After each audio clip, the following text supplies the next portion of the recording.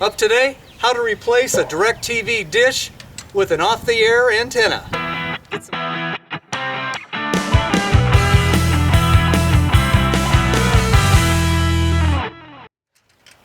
Hey everybody, this is Tool Dude Tony. I'd like to welcome you to this episode of How to Fix Shit 101. I'm tired of paying $150 a month for TV that I don't watch. So I'm going with off-the-air television. This is going to be fun, guys, and it's really easy.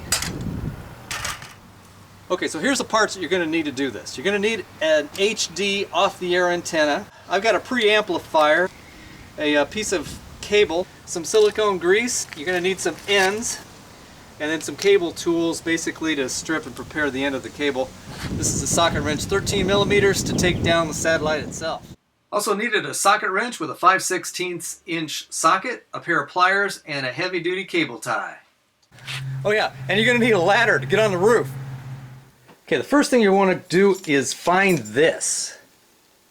That's the power for the satellite dish. You want to disconnect it, unplug it from the power, and then let's disconnect the cable itself.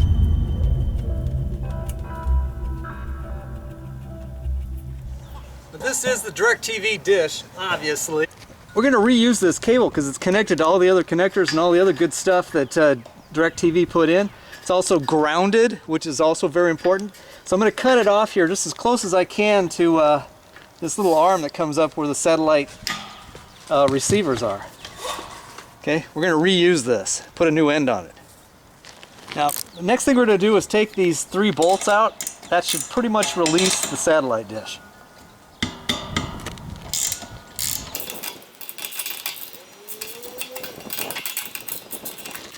Now on this side, there's a set screw that I put in here. This one takes a 5/16 inch wrench. That's a long screw. That's what she said.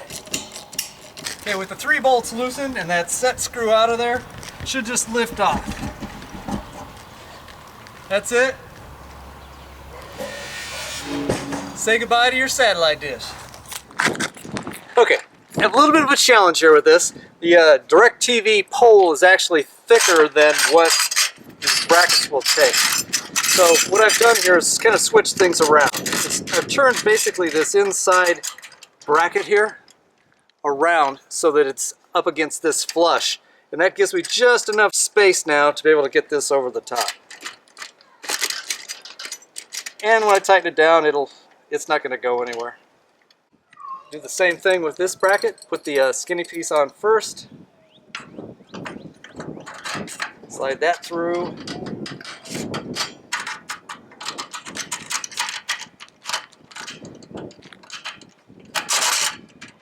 Okay. Put your clamping piece on. Then your wing nuts. Okay, so here's a better view of what I did with that bracket. Typically when you put this together, this part of the bracket would be turned around so that these teeth would be facing the pole and grip it tightly. But because this pole is a lot thicker and the screws weren't long enough to go the distance with this bracket turned around. But with it facing this way, I could still get good clamping action. I'm not going to destroy this aluminum bar here. This is going to work out just fine. Now I checked Google Maps. I just happen to know that our TV antennas, you can't see them with the trees and the clouds back there, but they're over that way, about 15 miles. Oh, I know my antennas say, you know, I think that's actually pretty good. Maybe a little bit, man, that's close enough. Okay, next we're going to want to install the preamp. If you notice on here, it has UHF combined. That's UHF and VHF. You could do VHF by itself, and then this is the power outlet where it goes to the house. So we need to make sure we get stuff plugged in the right way or it won't work. So before I put it together, I want to use some of this silicone grease. It's dielectric. It's a non-conductive silicone sealer. Doesn't really dry up. There it went. All right, so I just want to put a little dab inside the connector. I'm going to fill it in like that. That'll make it last for a long time. So now we'll just go ahead and put it together. I'm just going to use a pair of pliers now. You want to have a good snug fit, but you don't want to crush it either. There we go. There, just snugged up right there. Okay, I want to mount this preamp right about in here this old cable tie is in the way, so I'm just going to cut that, get it out of the way here.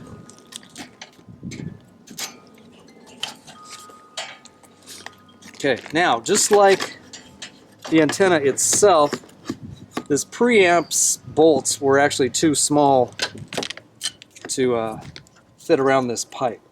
But I do have a large cable tie that we're going to use, and that will work just fine.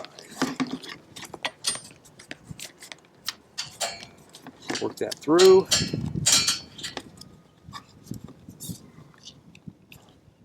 Do the cable tie part.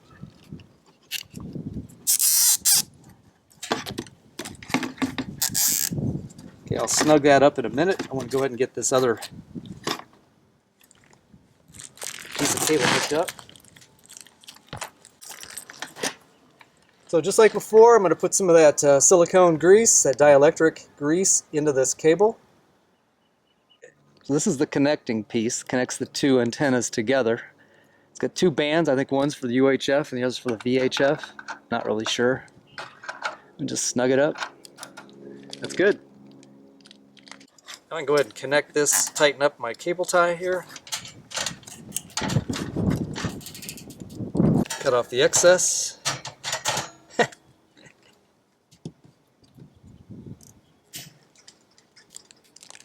Okay, we're getting close. Okay, so this is the cable that's running down into the house. See, it's way too long. I'm going to cut it off about right here. We're going to put a new end on it. I think about right there looks pretty good. Okay, so I'm going to use my tool to put a new end on this. Just going to kind of pinch it down a little bit, spin it around a few times.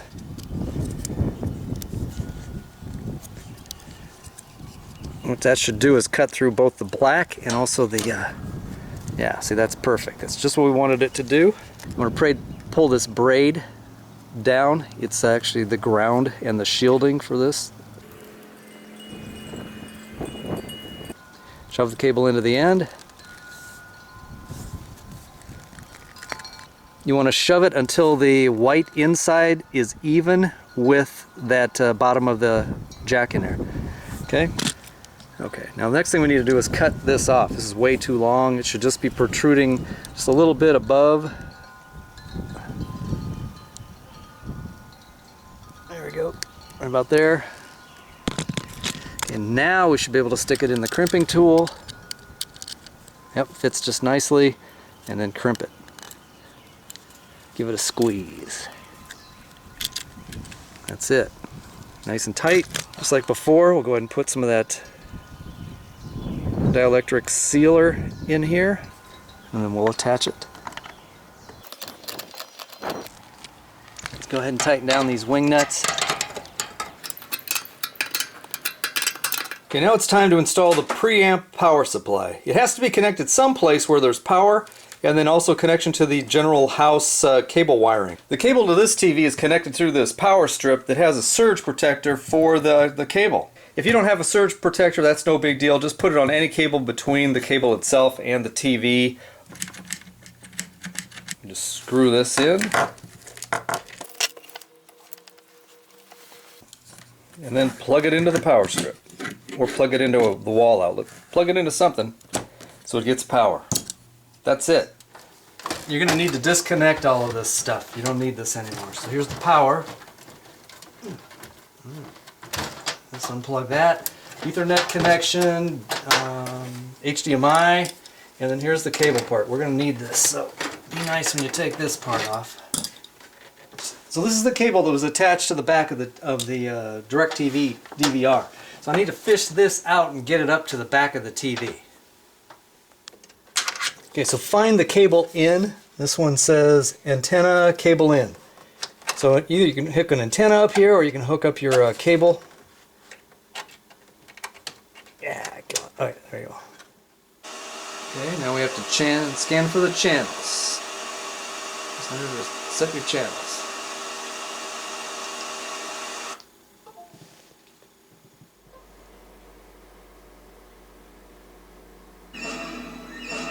Revolutionary. A serious bleeding event. Anybody has that information. Mortgage review. It's very special adventure. You're a drug addicted. Giving superb relief.